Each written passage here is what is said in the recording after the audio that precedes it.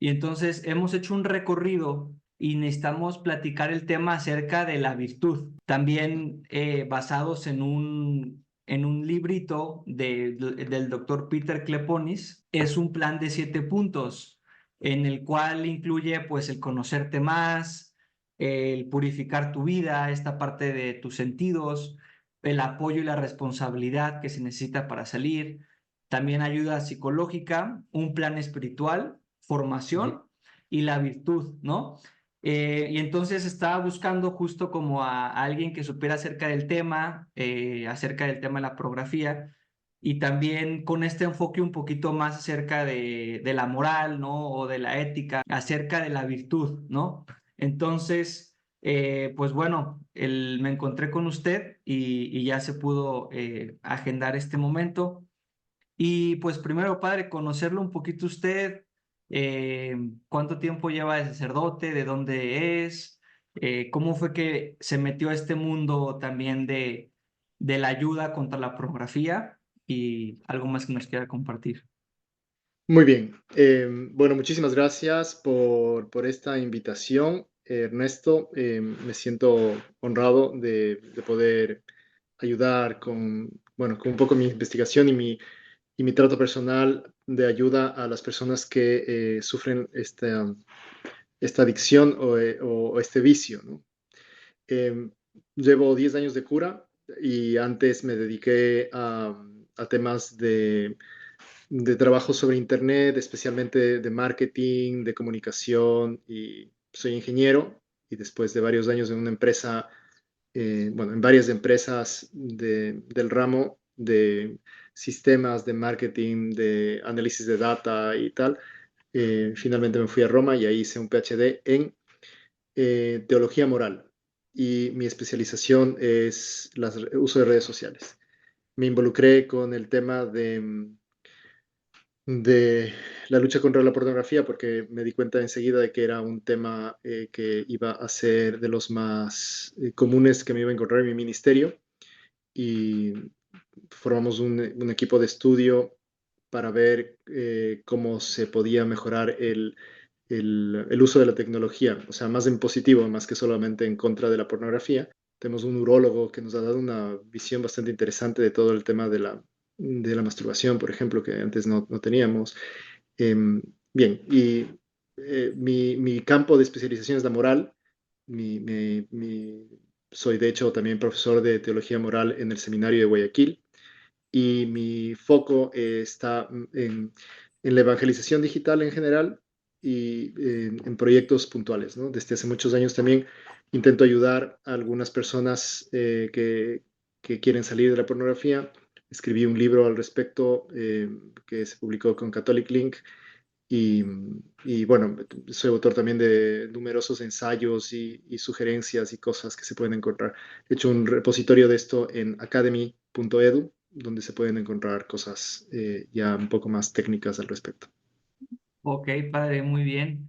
Pues padrísimo que toda su experiencia, su recorrido, también como sacerdote, como cura, pues qué padre que tengamos un apoyo desde pues la iglesia acerca de este tipo de proyectos. Y pues hablando un poco sobre el tema, que es el tema de la virtud, ¿no? Creo que es un tema, padre, que creo que ya en el mundo moderno se ha olvidado, ¿no? O sea, ya todo queremos inmediato, todo queremos rápido. ¿Y por qué es importante hoy en día hablar sobre la virtud, padre? Bien, bueno, hay que recordar que después de la época victoriana, especialmente en Inglaterra, se empieza a cambiar el concepto de virtud, ¿no? Es interesante. Voy a hacer un pequeño acercamiento, digamos, más intelectual, pero me parece que es interesante para fijar el marco, ¿no?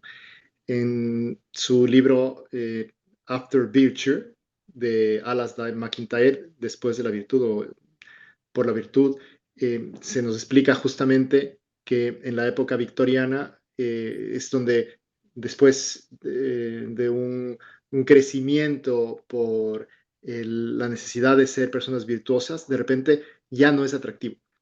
De repente la virtud se presenta como algo demasiado como exigido, ¿no?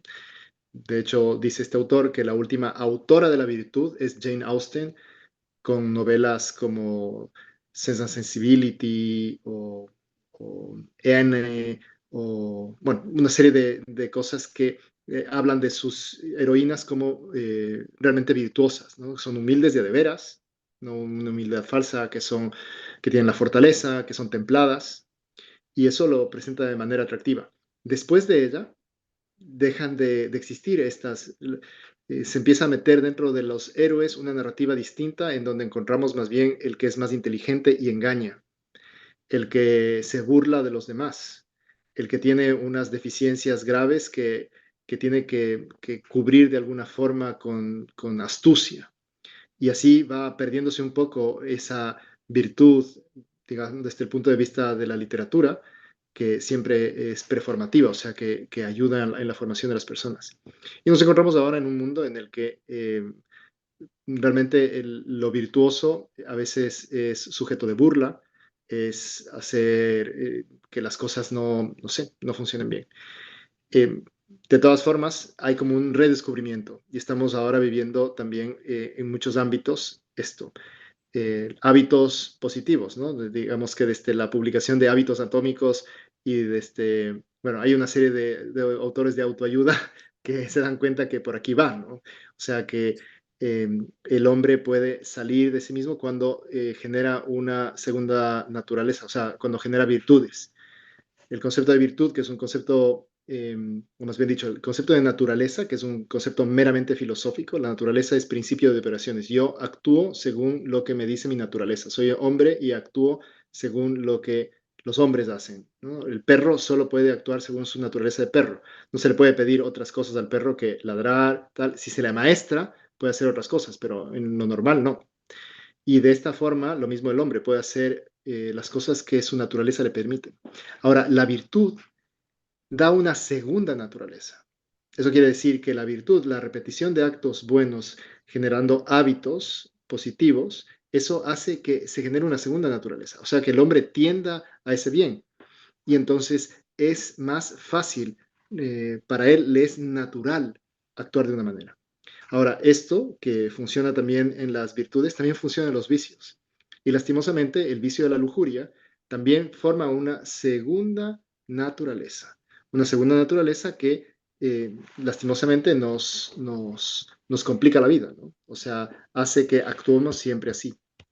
Un filósofo moderno, el filósofo alemán Joseph Pieper, que tiene un tratado sobre las virtudes cardinales bastante completo, dice que la virtud es esa cualidad moralmente buena que coincide con los ideales orientados al bien, a la verdad, a la justicia y a la belleza.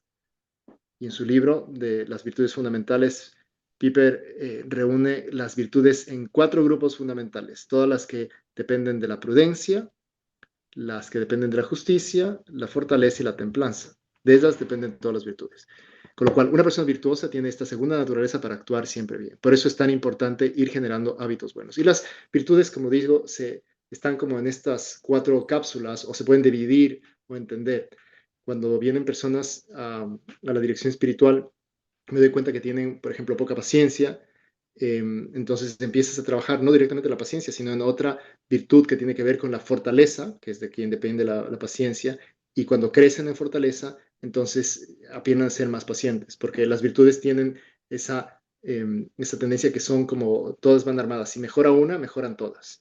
Y lastimosamente los vicios hacen exactamente lo mismo. O sea que si empiezan a tirar algo para abajo, empiezan a tirar varias cosas también para abajo. De esta forma creo que es más fácil entenderlo. Padrísimo, me encanta esa parte de que cómo no se le ataca directamente a como a la falta o a la ausencia, sino que se refuerza algo positivo, que en este caso es como de lo que depende esa virtud, y por tanto ya se van floreciendo o predisponiendo las demás. Exactamente. Em, Sí, padre, y por ejemplo, en el tema de las personas que sufren un tipo de compulsión, un tipo de adicción hacia la pornografía, usted que ha estado un poquito sobre este tema, ¿cómo empezar a trabajar las virtudes? Sí, ¿cómo Eh, empezar a trabajarlas? yo creo que es importante primero hacer una división, ¿no? O sea, eh, la relación del individuo con la pornografía se puede dar de tres formas distintas, porque está mal hablar siempre de adicción, porque hay personas que no tienen adicción. Todo depende de cómo reacciona el cerebro, de cómo está enganchado el cerebro. Entonces, lo más normal es lo siguiente. Las personas que son usuarios ocasionales, que pueden caer, por ejemplo, una vez al mes o cada 2 meses, estos usuarios ocasionales tienen una compulsión, que es lo que sientes como en el pecho para querer verlo, ¿no? Esa compulsión, con tal vez no tan fuerte y la pueden dominar con facilidad, pero tienen cosas que les disparan, ¿no? Son los famosos triggers que a veces se sienten solos o a veces se sienten tristes o es un deseo de venganza. Normalmente son cosas negativas siempre los triggers que hacen que terminen viendo pornografía. Estos tienen una forma de tratamiento y de protección con la virtud que es mucho más fácil, porque para ellos se les puede decir, ok, lo que tienes que hacer es aprender a distinguir cuáles son esos triggers negativos y cuando empieces a sentirlo, entonces lo que tienes que hacer es poner los medios para solucionarlo. Te sientes solo, busca otras personas. Te sientes que estás con deseos de venganza, haz deporte. Te sientes, o sea, lo que se ataca son los triggers. En cambio, hay otras personas que tienen una caída de entre una vez cada 10 días a una vez cada 4, 5 días. Estas personas tienen ya el vicio. O sea, que ya tienen desarrollado un vicio. El vicio concretamente es la, la lujuria. Y este vicio consiste en que el cerebro, que es nuestro principal órgano sexual, ya está acostumbrado a la cantidad de dopamina que le entrega justamente las imágenes más la masturbación. Aquí hay que hacer un pequeño paréntesis. Lo que produce la adicción o el vicio no es la pornografía en sí, sino es la masturbación asociada a eso. Entonces, cuando tiene la compulsión, se produce igual que antes, pero ahora esa compulsión es más fuerte. Es más fuerte y además es una reacción inmediata del cerebro de cuando se absorbe la dopamina. La dopamina más o menos se absorbe en un rango de entre 7 a 10 días. Las personas que caen con esa frecuencia quiere decir que ya están en este circuito, que es el cerebro termina, pide más, se produce la compulsión, con lo cual ya no está relacionado solamente con unos triggers, sino que ahora es el cerebro el que pide directamente. Y entonces ya no necesito sentirme solo para buscar. Hay también unos detonantes adicionales, sí, es cierto, ¿no? Especialmente la pereza, especialmente el no tener que hacer nada. Eso hace que el cerebro tenga tire esa señal de que quiere. Entonces, las personas que están en este ámbito son las personas que están en el vicio, que es el vicio de la lujuria. Y luego tienes las que caen todos los días o caen varias veces el mismo día y después pasan unos pocos días sin nada y luego vuelven y tal. Ellos están ya en el proceso de adicción. La adicción es distinta porque ahí el cerebro tiene todavía mucha más, se llama craving, a esa necesidad, ¿no? Y en algunos está relacionado directamente con la ansiedad, por ejemplo. No voy a poder dormirme si no me masturbo. Ahora no puedo hacer nada más si no me quito esto de la cabeza. Ya es el cerebro el que ha perdido el control. Ya ahora lo único que quiere es ese influjo de dopamina constante. Y entonces, claro, las personalidades adictivas, que es un tipo de personalidad, tienden a pasar muy rápido estos tres estados. O sea, pasan de ocasional a vicio y el vicio les impulsa directamente a la adicción. Entonces hay que fijarse en qué estadio estás, porque el primero se trabaja directamente con virtudes, el segundo hay que poner medios extraordinarios y el tercero seguramente vas a necesitar de una ayuda como la que ustedes dan. Claro, me parece extraordinario esto que comentaba de los tres estadios, y de hecho sí lo pude buscar su librito en Catholic Link y ahí aparecía, ¿no? Y me parece extraordinario que ahorita nos está complementando con otros consejos, dependiendo de cada uno del nivel, ¿no? exactamente. Padre, ahorita una pregunta que me surgía mientras platicaba y que tal vez a los que nos escuchan puede surgir. ¿Cómo se forma una personalidad adictiva? Bueno, no, uno no forma una personalidad adictiva, uno tiene una personalidad adictiva. Y o sea, por ejemplo, yo creo que tengo personalidad adictiva, que tiene muchísimas ventajas, la verdad. Tiende a enfocarse, pero claro, también puede ser que eso que busca se convierta en algo negativo. Como yo sé que tengo personalidad adictiva o que tengo rasgos de esa personalidad, intento, por ejemplo, yo pornografía, o sea, no me expongo ni siquiera a imágenes sensuales, no, simplemente no, porque como ya tengo o sea, sé que tengo esta posibilidad, no me interesa o sé que tengo que tener más cuidado conmigo mismo. O sea, hay personas que tienden a la sensualidad o que son también rasgos de otro tipo de personalidades adictivas. Bueno, uno tiene que conocerse y en base a lo que se conoce puede ser.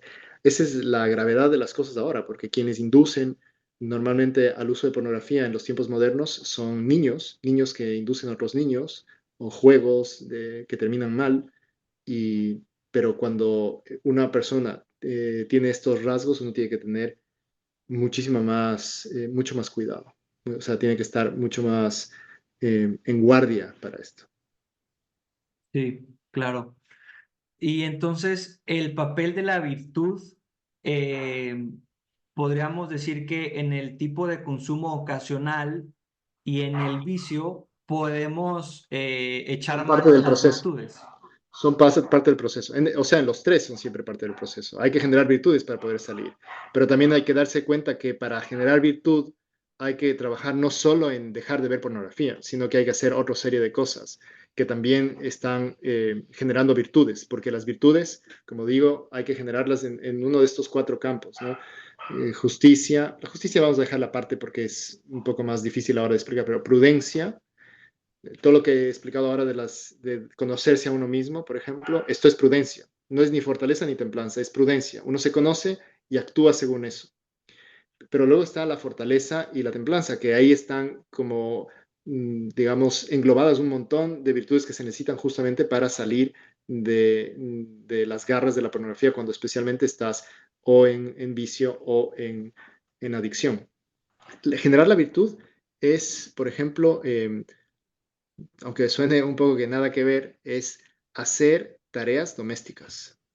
Tareas domésticas es barrer los pisos, es lavar los platos, es trabajar en todas estas cosas que me hacen salir de mí mismo, que me llevan a darme a los demás. Pero también justamente es como esa fortaleza de doblegar qué es lo que yo quiero por hacer lo de los demás. Una de las primeras cosas que la pornografía produce es esa apatía por todo, ¿no? Me sorprendió encontrarlo en varios libros distintos, este mismo fenómeno, especialmente en autores ingleses, ¿no? O más bien dicho, norteamericanos, que dicen que produce una apatía por hacer labores de casa.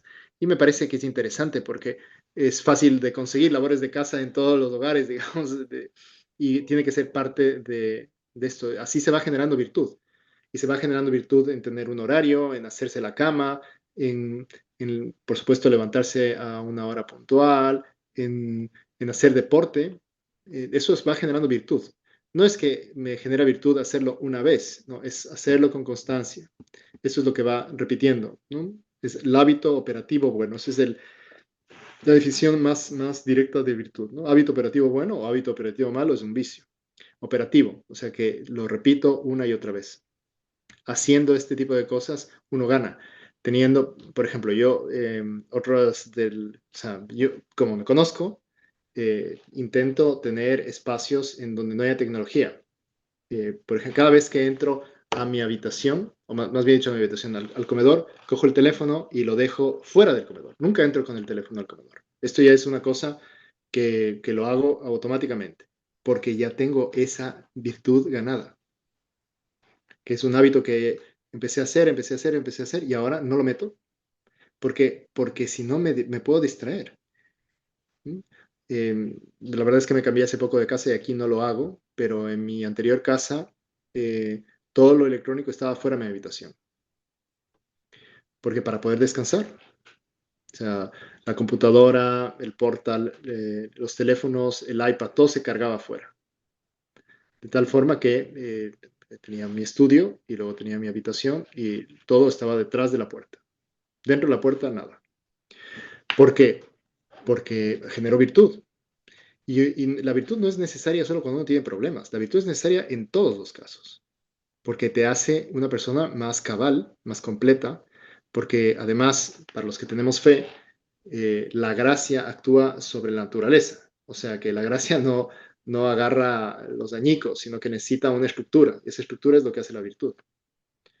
Incluso rezar, no se puede rezar si es que no tienes algo de virtud, que te lleva a rezar todos los días, a ser un poco más consciente de las cosas, de querer también agradar a Dios.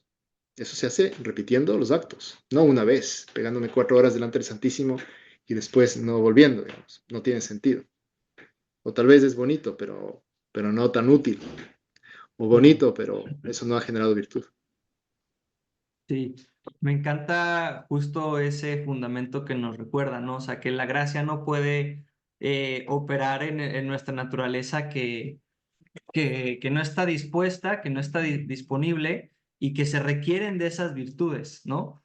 Y justo la siguiente pregunta va en torno a eso, padre. ¿De qué manera la teología o la visión de Dios nos puede ayudar a anhelar las virtudes, como a desear esa, desde una manera como positiva, que anhela mi corazón? ¿Cómo podemos anhelar las virtudes, Padre? O sea, Cristo es verdadero Dios y verdadero hombre, y Él es el camino, la verdad y la vida. Nos presenta el modelo virtuoso del cristiano verdadero. Sin virtudes no puede haber cristianismo.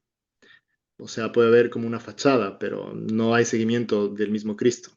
El Señor nos invita a caminar, no nos invita solo a aceptar un dogma o a creer en algo, sino que nos invita a caminar, ¿no? Nos dice, Él es el camino. Para conocer a Cristo hay que tener una relación personal con Él. Dios exige una relación personal. Cristo, Dios Padre, Espíritu Santo, necesitamos tratarles. Y eso nos ayuda a tener más conciencia de nuestra persona. El cuerpo es templo del Espíritu Santo. El cuerpo es templo de la Trinidad que inhabita en nosotros. Podemos conversar con Él cuando le tenemos cerca, cuando le tenemos dentro. Por eso no le buscamos fuera, sino que tenemos que hacer introspección, encontrarle dentro. Pero el Espíritu Santo no está dentro si es que le sacamos por el pecado. Para sacarle basta cometer pecados mortales. Saca fuera al Espíritu Santo. Y entonces el camino se vuelve más tortuoso. El Espíritu, en cambio, aboga para que nuestra conciencia tienda a recordarnos que tenemos que tender al bien, que repetir acciones buenas hasta que se generen virtudes. Es el que va como un alfarero a la masa informe o al barro, dándole esa forma de vaso útil, ¿no? Como dirá San Pablo. Entonces, me parece que es interesante pensar que el Espíritu Santo siempre nos va a llevar por la escuela de la virtud, para darnos más a los demás, para dedicarles tiempo a los que más lo necesitan, para salir a las periferias. Normalmente, una persona que está en estado de vicio o de adicción no podrá salir si es que eso no dedica su tiempo a ayudar a otros. No da no se entrega, ¿no? Porque y eso es completamente espiritual. Aunque sea parezca solamente humano, también es espiritual. Y esto me parece que es bien bonito, porque solo se puede generar virtud cuando uno quiere realmente el bien de los demás. Y eso es justamente lo que Dios pone en nuestros corazones, querer el bien de los demás. Sí, me encanta eso, Padre. Padre, ¿y cómo, por ejemplo, podemos caer en el error a veces de que con la fuerza de voluntad o con el voluntarismo voy a arreglar mi problema, ¿no? O sea, cómo, bueno, ahorita que platicaba, ¿no? O sea, del tema de, para generar las virtudes, es la repetición constante, ¿no? De salir de ti, de hacer, de hacer buenos hábitos, pero cómo no caer en el voluntarismo en este camino de las virtudes. Bien, en base a el voluntarismo, o sea, solo con voluntad es muy difícil generar virtud verdadera, ¿no? Puede ser como el cuerpo de gimnasio, digamos, ¿no? El cuerpo del gimnasio que a base de hacer ejercicios te vas tonificando y te vas haciendo y tal, pero si dejas de hacer unos días, tu cuerpo no se queda fuerte, se empieza a desinflar, ¿no? Es cuando lo que te mueve a hacer el ejercicio es el bien de los demás, no solamente tu propia complacencia, entonces el músculo que se genera es distinto, va creciendo el tamaño de todo. Ahora, una persona que empieza a actuar en contra de su conciencia, entonces va haciendo que esa virtud, por más que tenga una virtud, porque la virtud no es, digamos, la excelencia, una virtud, si no se mantiene, desaparece. Una virtud, una vez conseguida, puede perderse. Y esto es importante porque a veces hablamos de la virtud como algo conseguido o a conseguir. Una vez conseguida la virtud, te sanaste. Y esto no es así. Uno tiene que recordar, y esto es importantísimo, especialmente para los que están en estado de adicción y un poco para los que también están en vicio, que cuando uno logra salir, siempre va a quedar como esto, como los alcohólicos anónimos. O sea, una vez alcohólico, eres alcohólico siempre. Y esto puede comenzar. Y cuando la vida cambia y cuando las circunstancias se vuelven más difíciles y cuando uno se frustra demasiado, una vez que ha dejado años la pornografía, puede volver a recomenzar porque tiene todo el caldo de cultivo listo para vencer incluso a la virtud. Con lo cual, podríamos pensar que la virtud es un escudo poderosísimo y valioso, pero del que te puedes ver desprovisto, que te lo pueden quitar. Y te lo pueden quitar a base de ceder en cosas pequeñas, una y otra vez, hasta que el vicio se va metiendo. En los hábitos atómicos se explica esto con claridad. Y me parece que también otro experto en esto, que es Kevin Majors, nos hace como esta analogía, ¿no? De dónde pones la cabeza, ¿no? De si la cabeza está enfocada en lo tuyo, si realmente llegas a enfocarte y luchas para mantener el enfoque. Y de hecho, Majors me parece, si entiendo bien su obra, que le sugiere no solo la virtud, sino la virtud que busca el enfoque. Un enfoque que pone la cabeza en lo que está y no permite que otras cosas le distraigan. Un enfoque que hace que el trabajo esté realizado óptimamente. Un enfoque que ayuda a que la persona se sienta bien consigo misma. Entonces, como respondiendo a esto, se podrá decir que estoy empeñado solamente en mi fuerza y en o sea, como que en mi propia voluntad y que lo voy a hacer, lo voy a hacer, lo voy a hacer. Pues no estás poniendo el enfoque en lo que te va a hacer crecer, porque al final de cuentas tú vas a fallar, ¿no? Entonces, poner el enfoque en algo, pues no sé, en lo positivo, que poco a poco te va a ir transformando, ¿no? Por ahí va. Sí, añadiendo el componente de dejarse ayudar. Es que es muy difícil que de esto lo vayas a hacer. El voluntarista piensa o tiene el convencimiento de que él solo lo puede, pero el voluntarismo llega un momento en el que se rompe, porque no tiene una justificación para seguir actuando bien, porque va a tener momentos de bache. Y cuando no tienes ese soporte adicional, entonces uno cae. Una de las principales formas de ayudar a salir es tener una accountability partner, o sea, alguien al que le vas contando tus cosas. Me parece que esto es fundamental. Esto de entrada rompe el voluntarismo, porque el voluntarismo dice yo lo puedo solo. En cambio, el que tiene una accountability partner dice no le puedo fallar a mi amigo o me da vergüenza fallarle a mi amigo. Y eso es si quieres, un motor negativo, pero que también da fuerza como patalear desde atrás, ¿no? Tararara, para salir del agua, ¿no? Es un impulso también para salir. En cambio, el que se fía solo de sus fuerzas es como el que intenta salir de las aguas movedizas solo jalando, ¿no? Y esa atracción es muy poca para lo que necesitas para salir de las aguas movedizas. Padre, pues para ir cerrando, que ya estamos, nos faltan poquitos minutos.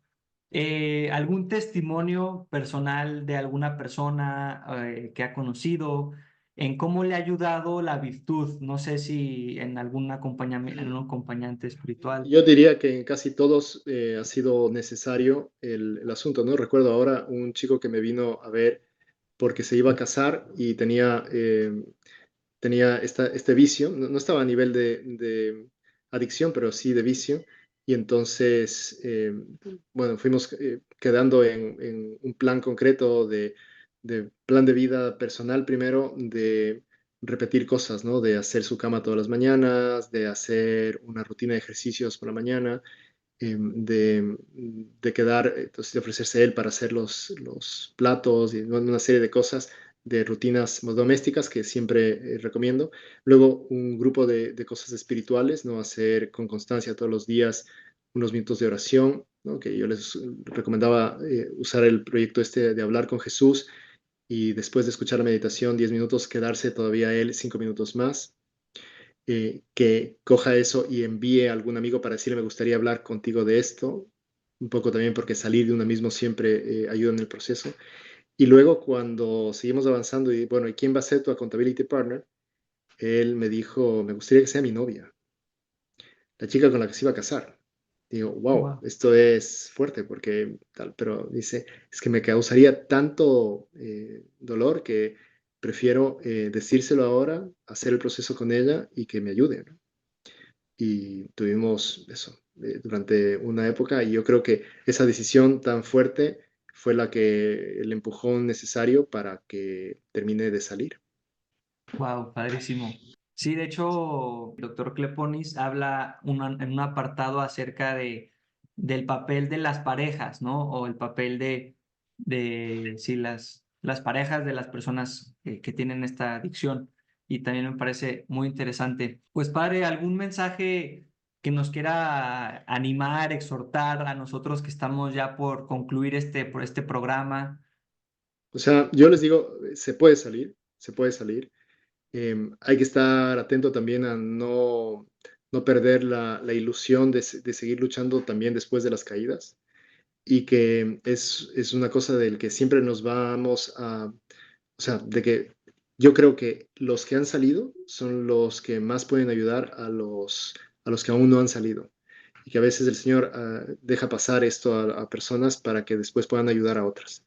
Con lo cual, mírate no como mi problema, sino que necesito aprender a salir de aquí para ayudar a otros. Me parece que eso es también una forma de crecer en virtud, Sí, del servicio. súper bien. Pues padre, le agradezco su tiempo en medio de todas sus ocupaciones. Dios lo bendiga, padre. Nos quisiera regalar su bendición a todos los que nos van a escuchar. Por supuesto, Dios Todopoderoso y Eterno, que toque los corazones de cada uno para que le dejemos actuar al Espíritu Santo.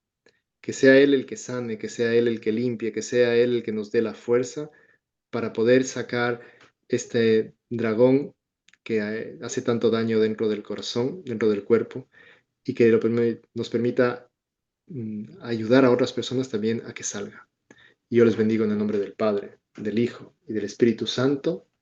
Amén. Amén. Padre, Dios lo bendiga. Le mando un fuerte abrazo.